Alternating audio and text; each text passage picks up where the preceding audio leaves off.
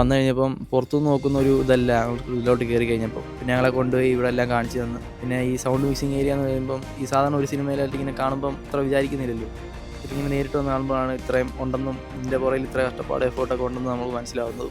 ഇത്രയും വലിയ ഫെസിലിറ്റീസ് ഉള്ള ഒരു കോളേജ് നമ്മുടെ ചങ്ങനാശ്ശേരി തന്നെ ഉണ്ടെന്ന് പറയുമ്പോൾ അതൊരു വലിയൊരു കാര്യം തന്നെയാണ്.